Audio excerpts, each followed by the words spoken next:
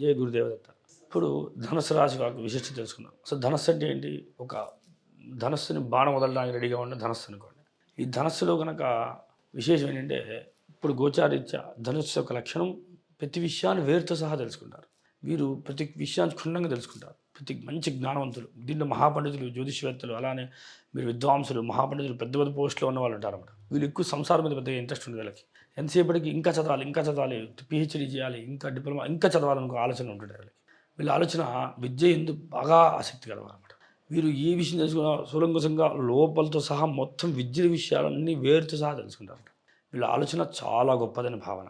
అంటే వీళ్ళ యొక్క ప్రవర్తన కూడా ధనుస్సు రాశిలో పుట్టిన వాళ్ళ యొక్క ప్రవర్తన కూడా ఎలా ఉంటుందంటే, వీళ్ళు ప్రపంచాన్ని తెలిసి ఉంటారు ఆల్రెడీ. ధనుస్సు రాశిలో పుట్టిన వాడు ప్రపంచానికి అందరికీ కంపల్సరీగా ఈ వ్యక్తి చాలా గొప్పవాడు అన్న భావన కలిగి ఉంటుందన్నమాట. ధనుసు రాశిలో పుట్టడం అనేది ఒక అదృష్టం. వీళ్ళు ఏదైనా సరే ఒక టేస్ట్ ఒక పదార్థం తిన్న తర్వాత ఇంకో పదార్థం తినరు వెంటనే. ఎందువల్లంటే టేస్ట్ పోతుందంటారు. ఎందువల్లంటే వీళ్ళు ఒక మంచి ఆనందాన్ని పొందుతారన్నమాట. ఏది తిన్నా దాంట్లో మంచి ఆనందాన్ని పొందుతుంటారట. వీళ్ళు వంట కూడా చాలా అద్భుతంగా చేస్తారు. వీళ్ళ మంచి వంట ఎందు ఆసక్తి ఎక్కువ ఉంటుందన్నమాట. కానీ వీళ్ళు సంసారం పట్ల మాత్రం పెద్దగా అయిష్టత కలిగి ఉంటారు. అంటే మనం అనుకుంటాము, చాలామంది గమనించండి, ధనుసు రాశిలో పుట్టిన వాళ్ళు కానీ, ధను లగ్నంలో పుట్టిన వాళ్ళు కానీ సంసార జీవితంలో పెద్దగా సుఖపడిన వాళ్ళు చాలా తక్కువ మంది ఉంటారన్నమాట. ఎందువల్లంటే వీరికి విద్య ఎందు ఉన్న ఆసక్తి భార్య ఎందు ఉండదు. తద్వారా అనేక సమస్యలు కూడా భార్యను వదిలేసి వెళ్ళిపోవడము, లేదంటే వేరే చోటు ఇతను వేరే చోటు ఉండడము, లేదా విద్యాభ్యాసం కోసం చాలా దూరం పోవడము అని ఆలోచనలు కలుగుతూ ఉంటాయి. కానీ ధనుస్సు రాశి అంత విశేషమైనది. అంటే ఒక రకంగా చాలా మంచిది. ఒక రకంగా అంటే జ్ఞానం ఉన్నప్పుడు సంసారం మీద ఆలోచన ఉంటుంది కదా, అందుకని వీరు జ్ఞానవంతులు అవ్వడమే ఒక అడ్వాంటేజ్ ఇది. ధనుసు రాశిలో పుట్టిన వారికి ఈ లక్షణాలు కామన్గా ఉంటాయి. అయితే మనం ఈ మాసంలో ఎలా ఉండబోతుందో తెలుసుకుందాం. ధనుసు రాశిలో ఇప్పుడు వర్తమానంలో అంటే ఇప్పుడు రన్నింగ్లో రవి సంచరిస్తున్నాడు.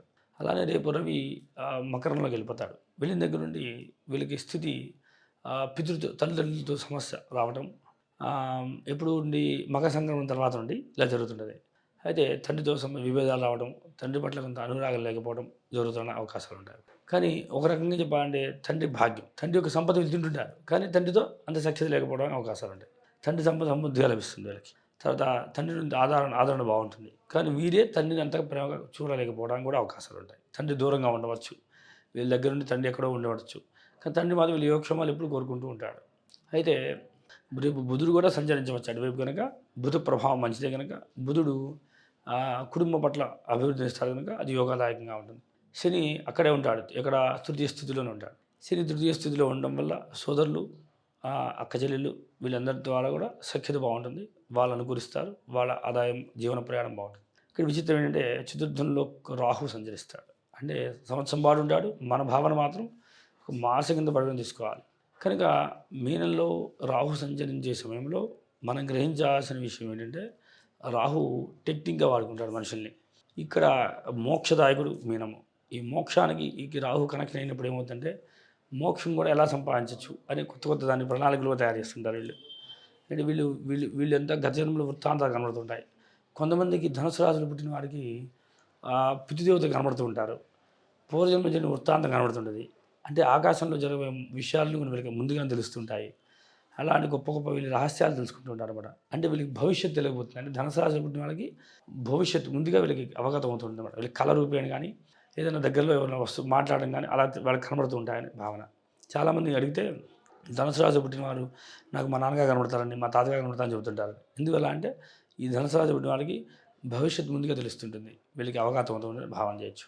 కానీ అక్కడ రాహు ఉండడం వల్ల ఎక్కువ పితృదేవతలు కనబడడానికి అవకాశం ఉంటుంది. అలా పంచమంలో చూస్తే గురుడు సంచరిస్తుంటాడు. సంతానాభివృద్ధి బాగుంటుంది, సంతానం మంచి విద్యావంతులు అవుతుంటారు. వీళ్ళు సంతానం పట్ల మంచి విషయంతో నడిపిస్తారు.